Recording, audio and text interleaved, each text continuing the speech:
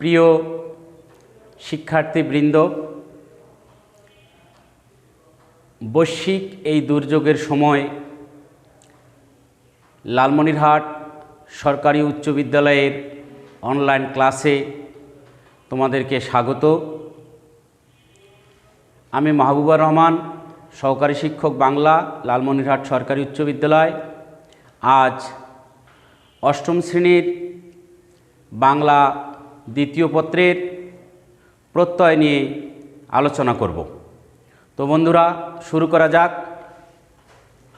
প্রত্যয় জানতে গেলে আমাদের প্রকৃতিও জানতে হয়, সেই কারণে আমি প্রথমে একটু প্রকৃতি সম্পর্কে ধারণা দিয়ে তারপরে প্রত্যয়ে চলে আসব। তো আজকে আমরা মূলত আলোচনা করব প্রকৃতি ও প্রত্যয়।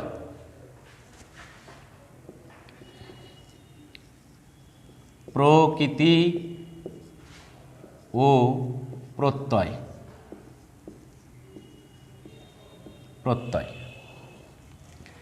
যদিও অষ্টমে আমাদের প্রকৃতি নেই, প্রত্যয় নিয়ে আলোচনা করতে হবে।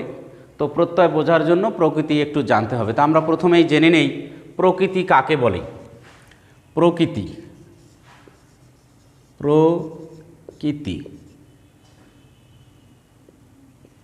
প্রকৃতি হচ্ছে যে শব্দকে বা শব্দের যে অংশকে আর কোনো ক্ষুদ্রতর অংশে ভাগ করা যায় না, বিশ্লেষণ করা যায় না, তাকেই প্রকৃতি বলি। তো আমরা সংজ্ঞাটা একটু লিখে দেখাই। যে শব্দকে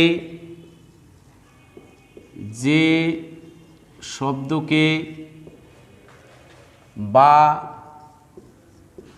শব্দের যে অংশকে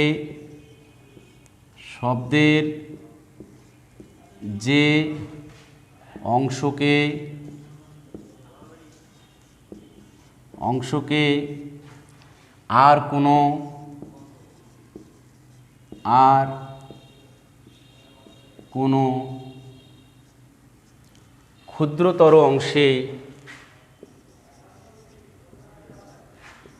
ক্ষুদ্রতর অংশে বিভক্ত করা যায় না বা ভাগ করা যায় না। যে শব্দকে বা শব্দের যে অংশকে আর কোনো ক্ষুদ্রতর অংশে ভাগ করা যায়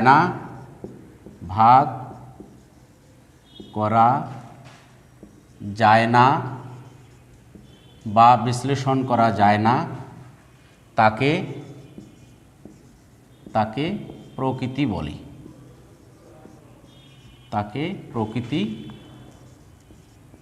বলি। তো আমরা কিছু উদাহরণ দিয়ে বিষয়টা পরিষ্কার করতে চাই।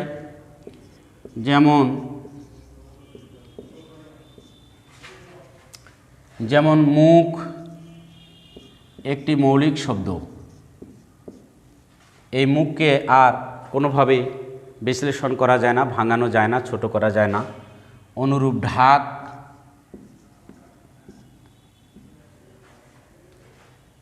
ফল, ডুব, লিখ,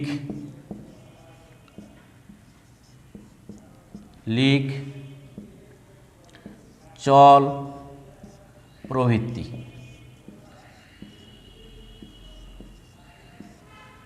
তাহলে আমরা জানলাম যে এমনিতেই আমরা প্রকৃতি বলতে হয়তো আমাদের চারপাশের পরিবেশকে বুঝাই, কিন্তু আমাদের ব্যাকরণের যে প্রকৃতি সেটা হচ্ছে যে শব্দকে বা শব্দের যে অংশকে আর কোনো ক্ষুদ্রতর অংশে ভাগ করা যায় না, তাকে প্রকৃতি বলে।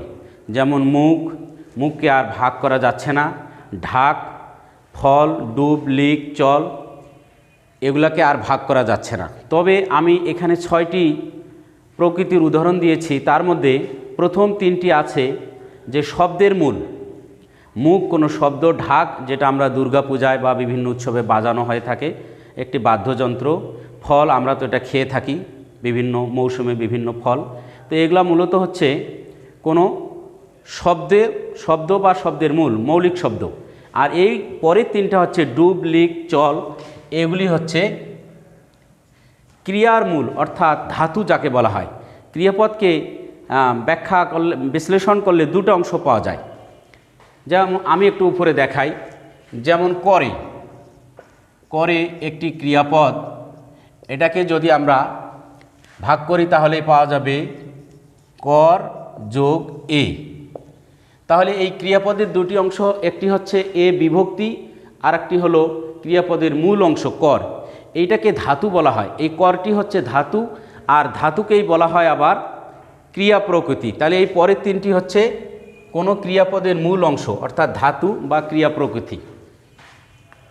তো এখন আমরা জানব যে প্রকৃতি কত প্রকার, প্রকারভেদ। প্রকারভেদ, এখানে ভুল করে বিসর্গ দেওয়া যাবে না, কোলন দিতে হবে, কারণ বিসর্গ একটি বর্ণ আর কোলন একটি বিরাম চিহ্ন। প্রকারভেদ, প্রকৃতি, প্রকৃতি দুই প্রকার, দুই প্রকার। প্রকৃতি দুই প্রকার, যথা যথা এক হচ্ছে শব্দ বা নাম প্রকৃতি, শব্দ বা নাম প্রকৃতি, নাম প্রকৃতি। আর দুই হচ্ছে ক্রিয়া প্রকৃতি, ক্রিয়া প্রকৃতি বা ধাতু, বা ধাতু। তো আমরা এটা ব্র্যাকেটেও রাখতে পারি। এই শব্দ বা নাম প্রকৃতিকে আবার প্রাতিপদিকও বলা যায়। যেহেতু বিভক্তিহীন নাম শব্দকে প্রাতিপদিক বলে, তো এই শব্দগুলো বিভক্তিহীন নাম শব্দ, যার কারণে এগুলোকে শব্দ বা নাম প্রকৃতি বা প্রাতিপদিকও আমরা বলতে পারি। আর ক্রিয়া প্রকৃতিটা হচ্ছে ক্রিয়াপদের মূল অংশ, যেটা দেখাইছিলাম, ধাতু। তাহলে শব্দ প্রকৃতির এখানে যে 6টি আমি উদাহরণ লিখেছিলাম, তার মধ্যে প্রথম 3টি হচ্ছে শব্দ বা নাম প্রকৃতি, যেমন মুখ, ঢাক, ফল। মুখ, ঢাক, ফল এগুলি হচ্ছে শব্দ বা নাম প্রকৃতি। আর ডুব, ডুব, লিখ, লিখ এবং চল এগুলি হচ্ছে ক্রিয়া প্রকৃতি। তো এরকম আরও অনেক আছে, যার কারণে আমরা প্রবৃত্তি লিখতে পারি।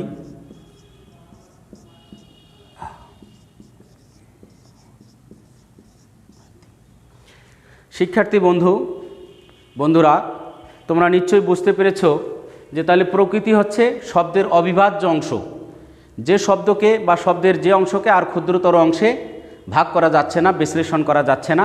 এই প্রকৃতি দুই প্রকার। একটা হলো শব্দ বা নাম প্রকৃতি, যখন কোনো কিছু নাম বুঝাবে তখন সেটি হচ্ছে নাম প্রকৃতি। যেমন মুখ, মুখ বলতে আমরা বুঝি যে আমাদের দেহের একটি অংশ। তারপরে ঢাক, ফল, আর এগুলো হচ্ছে ক্রিয়াপদের মূল। ডুব, লিখ, চল ক্রিয়াপদের মূল মানে ধাতু, আর ধাতুকে ক্রিয়া প্রকৃতি বলা হয়। তো আমরা যেখানে যাব, আমাদের প্রত্যয়ে যাব। তো প্রত্যয় জানার জন্য এইটুকু আমাদের জানার দরকার ছিল, আমরা জেনে নিলাম। তো এখন আমরা জানব যে প্রত্যয় কি এবং সেটা কত প্রকার, কিভাবে চিনব সেটা কোন প্রত্যয়। এটি যদিও আমি 8ম শ্রেণীর লিখেছি, মাধ্যমিকের 6ষ্ঠ থেকে 10ম শ্রেণীর যে কোনো শিক্ষার্থী এটি শুনতে পারে, বুঝতে পারে এবং তাদের প্রয়োজনে আসতে পারে।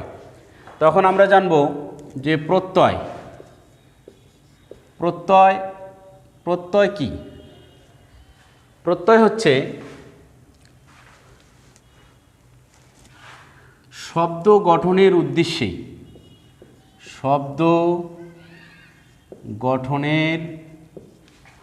উদ্দেশ্যে উদ্দেশ্যে উদ্দেশ্যে প্রকৃতির পরে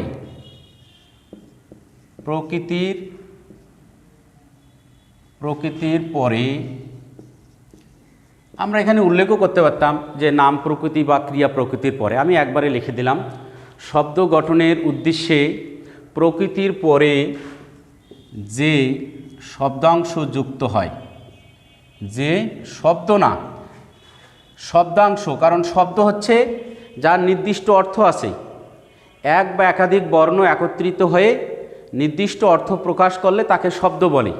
যেমন ক, ল, ম, কলম, তিনটি বর্ণের সমন্বয়ে কলম, এটি লেখার উপকরণ বোঝায়, সুতরাং এটি একটি শব্দ। আর মনে রাখতে হবে প্রত্যয় কিন্তু শব্দ না, শব্দাংশ, শব্দের অংশ, বর্ণ বা বর্ণ সমষ্টি। যে আর এটাকে ইংরেজিতে বলা হয় সাফিক্স, অর্থাৎ পরে বসে, আর প্রিফিক্স যেটা উপসর্গ সেটা আগে বসে। উপসর্গের সঙ্গে এটার পার্থক্য হচ্ছে উপসর্গ শব্দের আগে বসে আর প্রত্যয় পরে বসে। শব্দ গঠনের উদ্দেশ্যে প্রকৃতির পরে যে শব্দাংশ যুক্ত হয়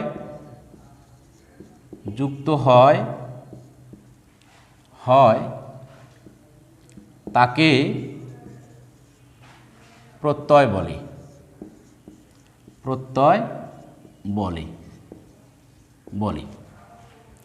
এই প্রত্যয় দুই প্রকার।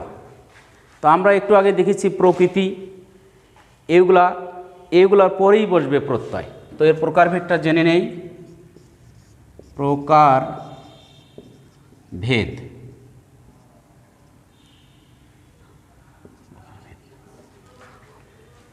প্রত্যয় দুই প্রকার।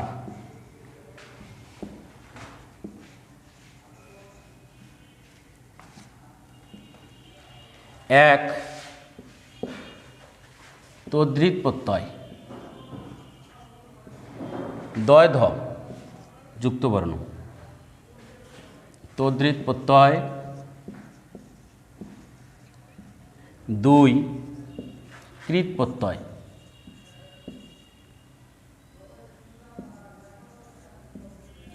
প্রত্যয়। তো আমরা জানলাম যে প্রকৃতি দুই প্রকার এবং প্রত্যয় দুই প্রকার। এখন তদ্ধিত প্রত্যয় কাকে বলে? একটু আগে যে আমরা নাম প্রকৃতি দেখেছি বা শিখেছি, জেনেছি, সেই নাম প্রকৃতির পরে যে প্রত্যয় বসবে সেটাই হবে তদ্ধিত প্রত্যয়। তাহলে আমরা এখানে লিখতে পারি যে শব্দ বা নাম প্রকৃতির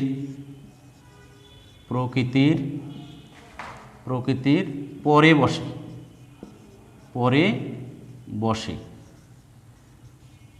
বসে। আর কৃত প্রত্যয় হচ্ছে ক্রিয়া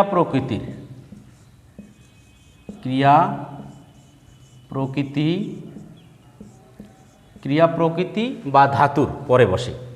ক্রিয়া প্রকৃতির পরে বসে। তাহলে এখন আমরা উদাহরণ দিয়ে বিষয়টা আরও স্পষ্ট করতে চাই। ক্রিয়া প্রকৃতির পরে বসে, তখন আমরা উদাহরণ দিয়ে বিষয়টা স্পষ্ট করতে চাই। প্রথমে আমি শব্দ প্রকৃতি লিখব।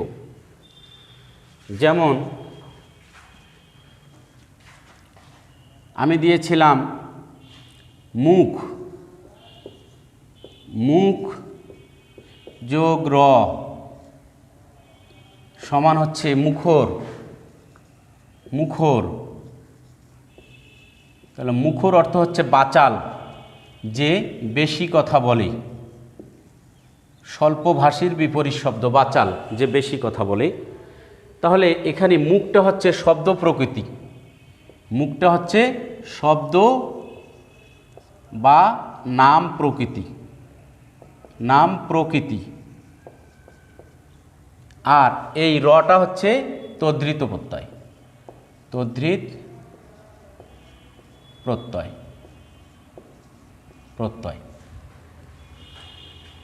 আর মুখরটা হচ্ছে তদ্ধিত প্রত্যয় সাধিত শব্দকে বলা হয় তদ্ধিতান্ত শব্দ।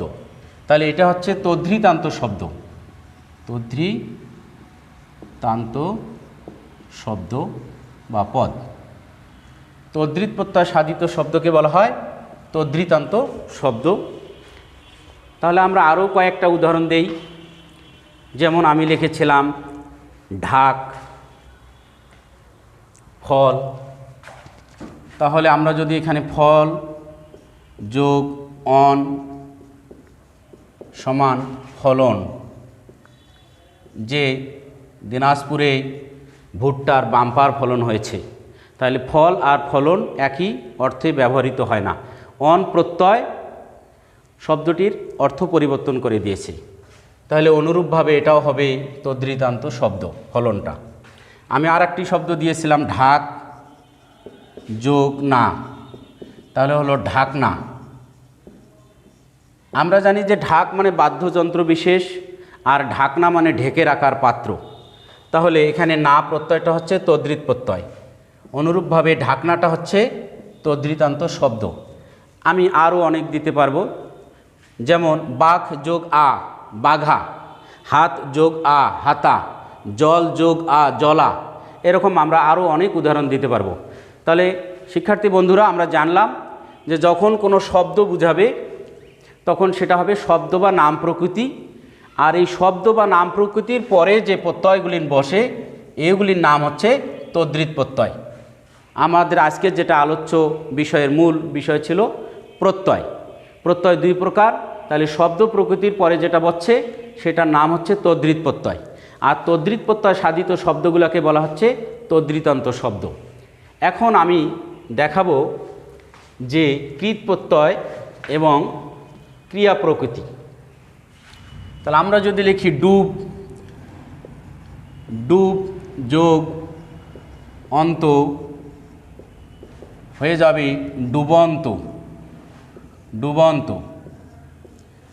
এখন ডুবটা যেহেতু ক্রিয়া প্রকৃতি অর্থাৎ ধাতু, আর আমরা জানি যে ব্যাকরণিক চিহ্ন 4টি আছে, তার মধ্যে ধাতু চিহ্ন হচ্ছে এটি, এটি হচ্ছে ধাতু চিহ্ন। আর এটি যেহেতু ধাতু বা ক্রিয়া প্রকৃতি, সুতরাং আমরা এর সামনে এই চিহ্নটি দিতে পারি।